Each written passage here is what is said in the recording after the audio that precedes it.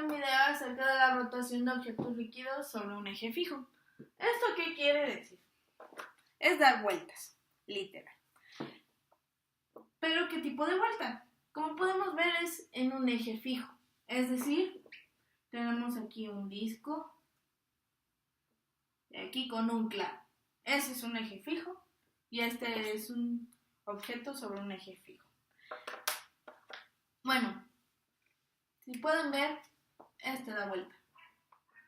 Y si no, se lo imaginan. Bueno, al dar vuelta sobre un eje fijo, ¿qué implica? Bueno, si por ejemplo ponemos aquí un danguito, un bonito danguito aquí en la orilla, ahí está el danguito.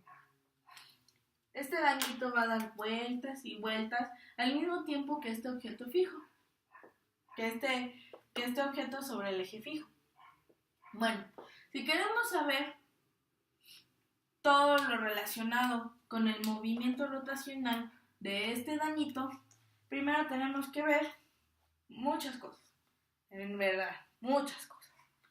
Primero que nada, la posición. Bueno, vamos a cambiar de color. ¿La posición qué es?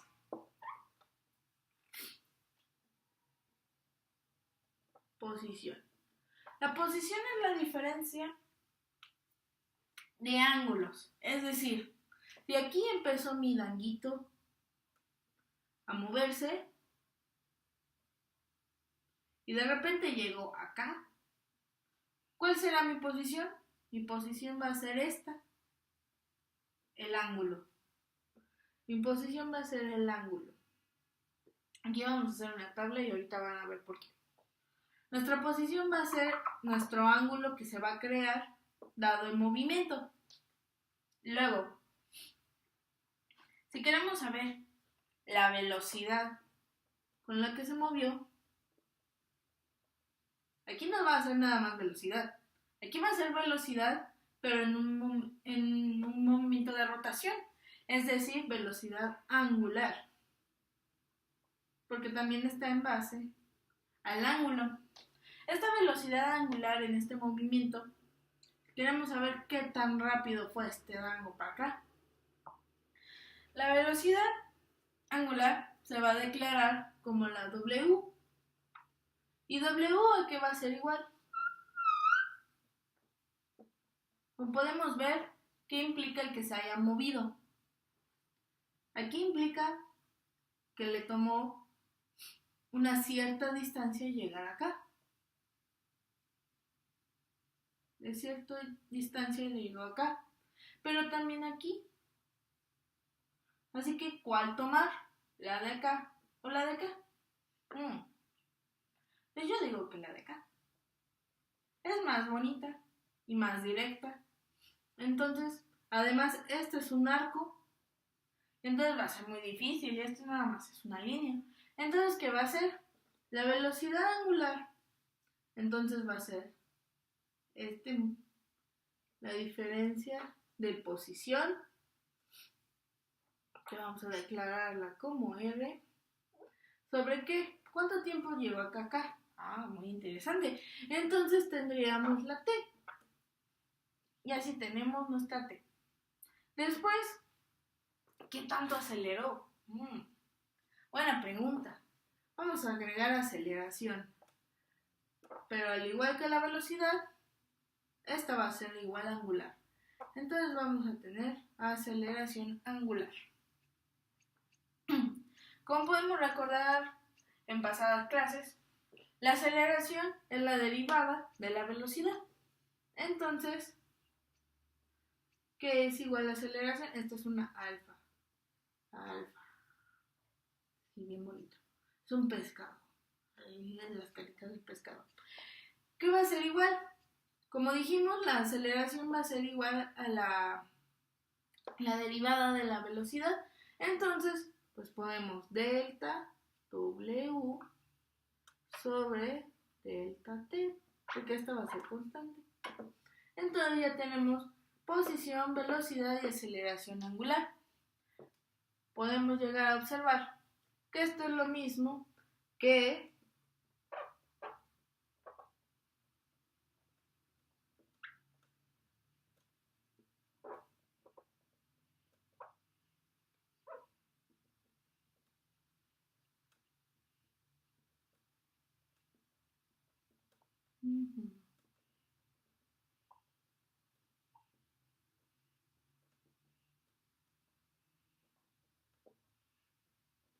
Es igual. Si lo pueden llegar a ver, esto es lo mismo que esto es lo mismo que esto, y esto es lo mismo que esto. Como podemos declarar y razonar, Newton es increíble.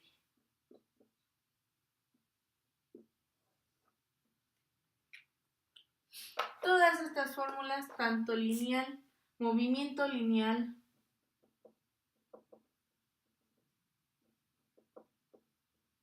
y movimiento angular o de rotación,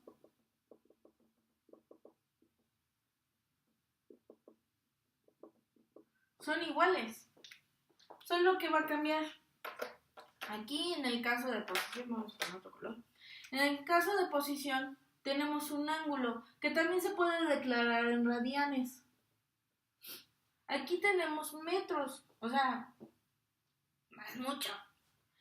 Aquí tenemos R, pero aquí pueden ser metros y aquí pueden ser segundos. Y aquí igual metros y segundos.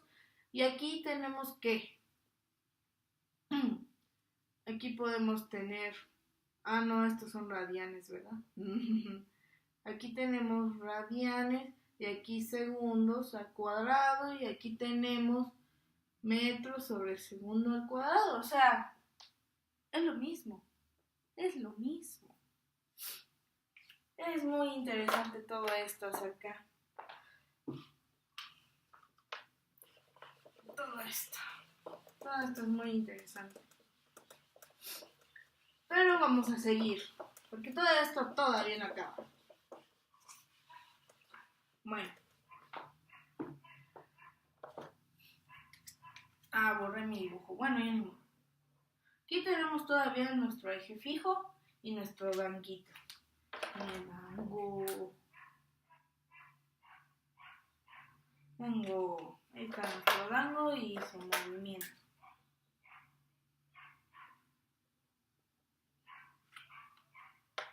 Bueno, otra de las preguntas acerca de todo lo que estamos viendo es qué pasaría si la aceleración... Ay, pero es aceleración angular, no es cualquiera, es la A griega, una alfa. ¿Qué pasaría si la aceleración es constante?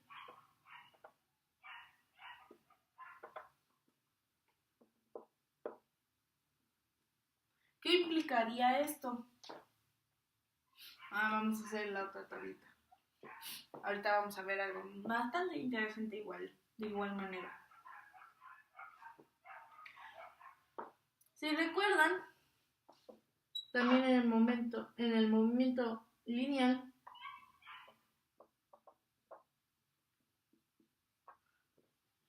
también tenemos la aceleración constante.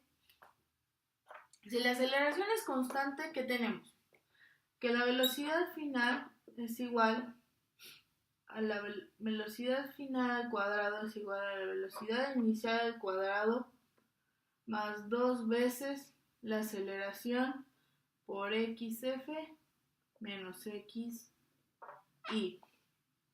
También otra muy famosa es xf es igual a xy más velocidad inicial por tiempo más 1/2 de la aceleración por el tiempo al cuadrado. Y había otra que siempre se me olvida,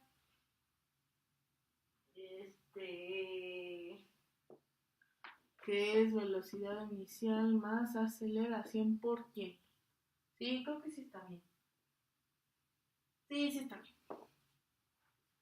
Entonces, como vimos anteriormente, el movimiento lineal es igual al movimiento angular, pero solo cambian letras. Sí, solo cambian letras. Entonces, si recordamos, la velocidad es igual al movimiento, a la velocidad angular. La x sería igual a lo que es la posición. Entonces es el angulito. Y la aceleración, como es más pro es un alfa. Entonces, ¿qué tenemos? Si cambiamos todo esto, ay, se me van a acabar mis plumones. Bueno, el negro no. Podemos ver, bueno, ahorita vemos. WF al cuadrado va a ser igual a WI al cuadrado más 2 veces la aceleración por XF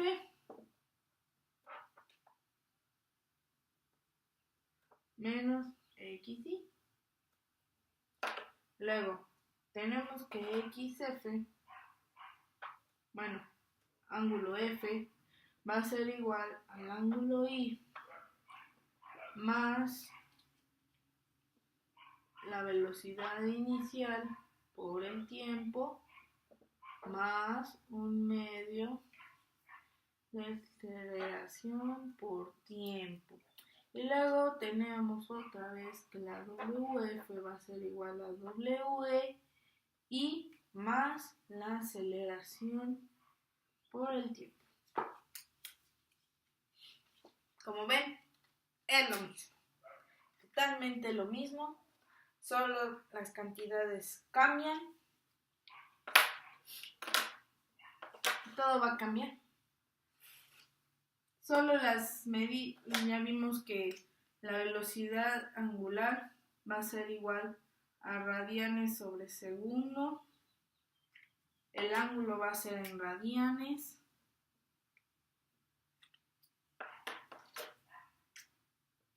Y aquí va a ser radianes por segundo al cuadrado.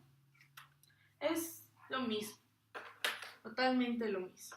Y es impresionante porque actúa de misma forma, solo con un ángulo de diferencia. Solo eso. Ahora vamos a ver.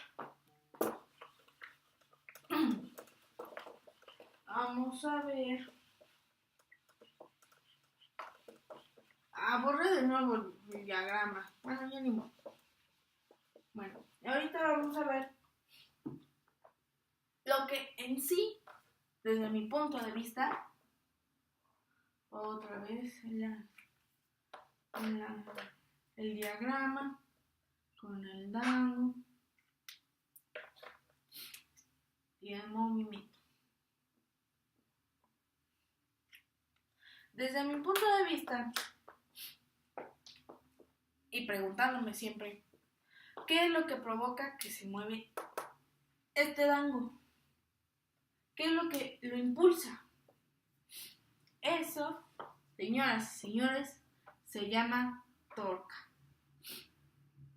que también al mismo tiempo es el momento de torsión. El momento de torsión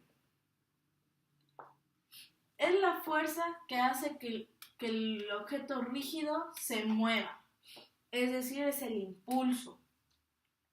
¿De qué está conformado esta torca? Esta torca va a estar conformada por R, cruz,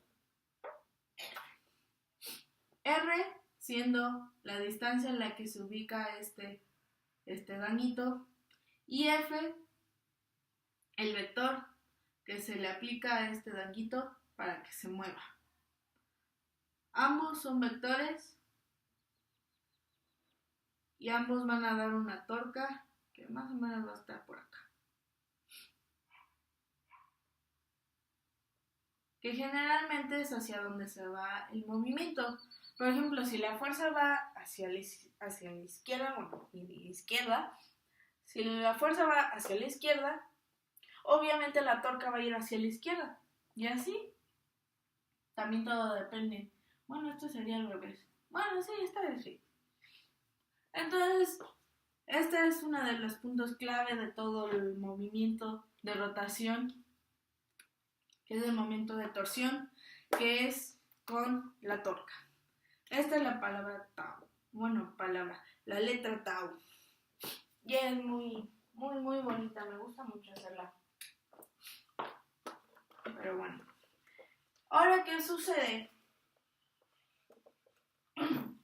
Al momento, es que tengo aquí algo. Aquí está. Vamos a dejarlo aquí. Ahora bien, cuando nosotros podemos mover este dango aquí, lo movemos y ya está, ¿no? Ya está nuestra torca. Pero ¿qué tal si le damos otra fuerza acá? Pues crea otra torca, ¿no? A torca 2. Y luego, ¿qué tal si le ponemos otra acá? ¿O qué tal si le ponemos una hacia el otro lado? Todo esto, al sumarlo, restarlo, porque esta va hacia dirección contraria, etc.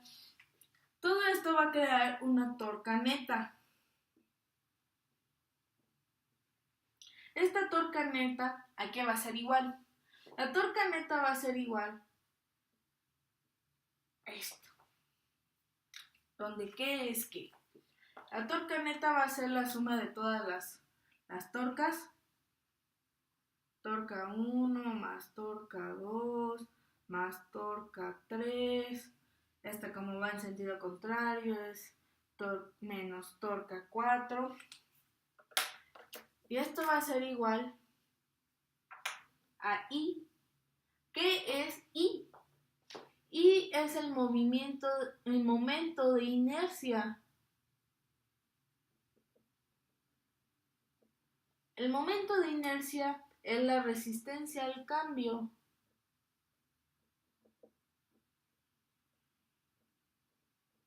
De rotación. ¿Esto qué quiere decir? Al momento en que se está moviendo este danguito va a querer quedarse ahí a la fuerza. Quiere quedar ahí, pero nosotros al momento de darle vuelta se va a resistir. ¿De qué depende que se mueva o no? El momento de inercia es igual a la sumatoria de M y R.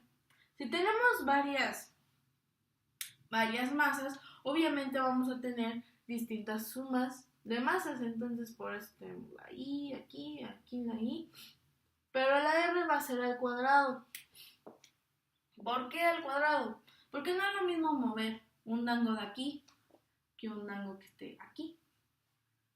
Este dango le va a costar menos trabajo llegar aquí que llegar acá, porque la distancia es más amplia. Entonces, todo va a depender también de la R en la que se encuentre. Entonces ya tenemos nuestra I. Y esta es la aceleración. Nuestra aceleración también depende mucho de la torca, debido a que, dependiendo qué tanto mueva la torca yo, va a tener la aceleración. Entonces, despejando todo esto, podemos decir que esto es igual a la MI RI al cuadrado. Todo esto por nuestra aceleración. Y es muy curioso, porque todo tiene sentido. Bueno, en la física todo tiene sentido, ¿verdad? Pero bueno, nuestra torca es muy especial. Bueno, ahora que sigue, que aquí tengo todo. Objetos rígidos, cálculo de los momentos de inercia. Sí. Bueno. Ahora vamos a ver cálculos de los momentos de inercia. Vamos a recordar de nuevo la fórmula de inercia. La inercia va a ser igual a MI por RI al cuadrado. Como podemos ver, otra vez vamos a hacer un diagrama un poco diferente, que ahora sí va a tener sentido.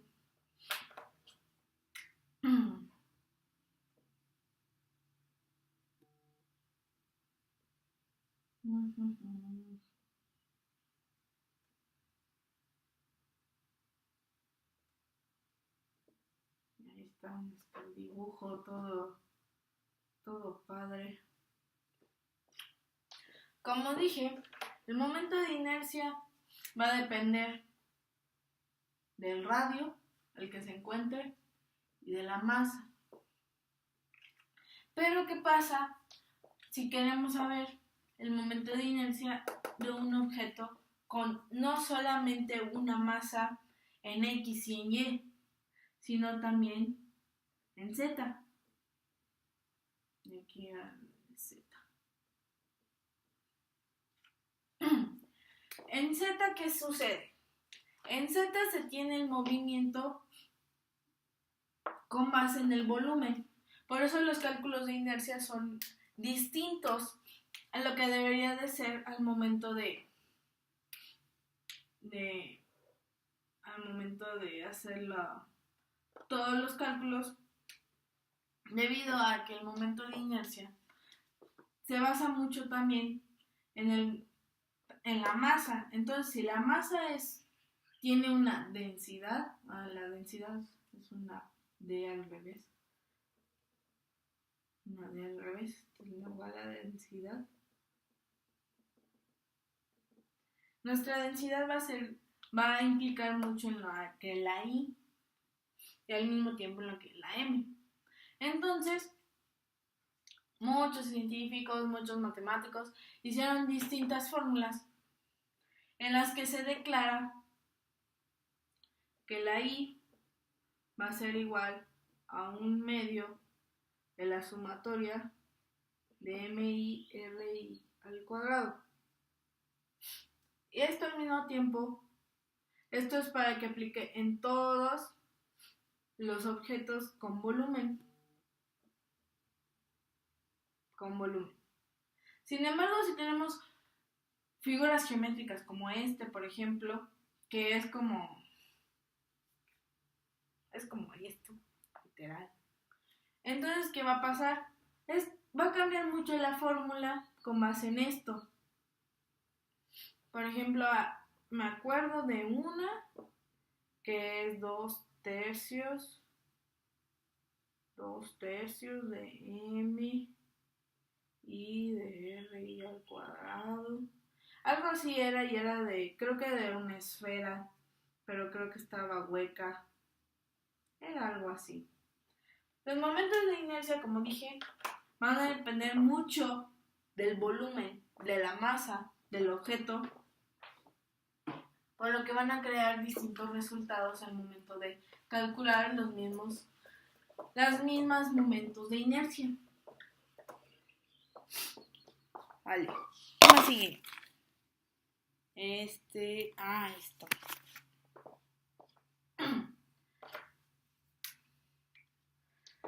Ya vimos momento de rotación. No, con ustedes no vi eso. Ya vimos momento de torsión. Ya vimos momento de inercia.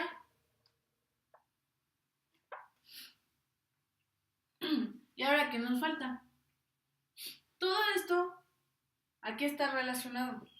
Todo esto está relacionado a lo que yo llamaría, obviamente,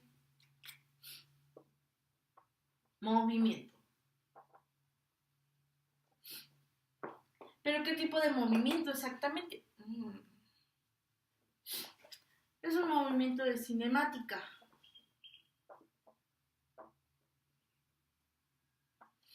Cuando todo se está moviendo y cambia de lugar. Si recordamos en el movimiento lineal, teníamos que la cinemática va a ser igual a 1/2 de la masa por la velocidad al cuadrado. ¿Podríamos cambiar esto? ¿Por el movimiento angular? Claro que sí. Aquí, en el movimiento rotacional, por eso es una R, va a ser igual a 1/2 que decíamos de la masa, que la masa depende de la inercia y la inercia de igual manera. Entonces vamos a tener aquí que la inercia y aquí la velocidad es lo mismo que W al cuadrado. Y aquí tenemos todo esto. Si lo desarrollamos con lo que habíamos aprendido acerca de lo que es la inercia, tenemos que la cinemática, la fórmula de la cinemática va a ser igual a 1/2 de la sumatoria de mr cuadrada por W cuadrada. Esta sí está un poco más larga que esta, pero si la ven desde esta manera, desde este punto, son iguales. Y todo depende, como ya les dije, de la masa y también de la R, porque no es lo mismo calcular a un dango aquí que a un dango acá o un dango acá. Todo depende de su posición sobre el mismo objeto. Ahora, ¿qué más sigue? Ya vamos a acabar. Bueno. Dentro de esto tenemos otras fórmulas que también podemos relacionar con el movimiento lineal. En el movimiento lineal, vamos a ponerlo con otro color, que me gusta ese. El movimiento lineal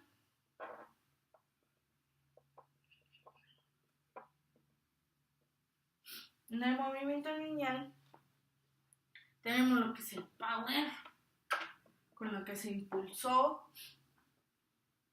todo el objeto, y va a ser igual, esto sí casi no me la sé, que va a ser igual a la fuerza por la velocidad.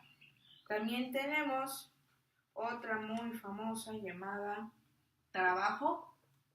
También aquí hay un trabajo, obviamente, que es igual a 1/2. El trabajo va a ser igual a 1/2 de... ¿Qué tengo aquí la rotacional? 1/2... Creo que era así.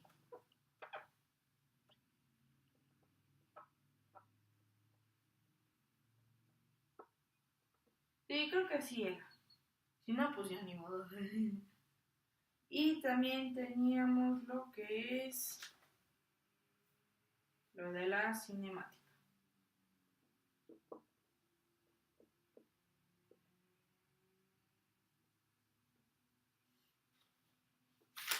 Sí. Y todo va bien. Todo va bien, bien, bien. Bueno, por el otro lado, y ya para concluir, tenemos el movimiento rotacional.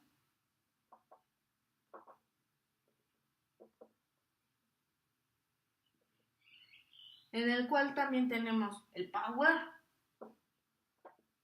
y la fuerza que habíamos dicho. La fuerza con la que se impulsa un objeto para que dé vueltas va a ser igual a la torca y la velocidad va a ser igual a la velocidad angular. El trabajo, de igual manera, vamos a sustituir aquí todo esto. Es 1/2 de la I por la W al cuadrado final menos 1/2 de la I por W cuadrado inicial. Y la cinemática, como ya habíamos visto, es 1/2 de la I por el ángulo. No, si era así, no.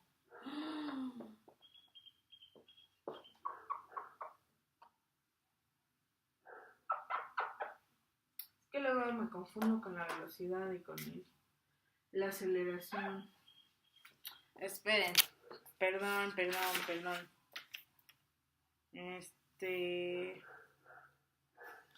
Sí. Sí me había equivocado. Perdón. Y pues como pueden ver, es lo mismo. No cambia en gran manera, nada más como vimos son las unidades, que tenemos radianes en vez de metros. La I, que es algo muy complejo pero a la vez muy fácil. Y ya, Eso es todo. Gracias.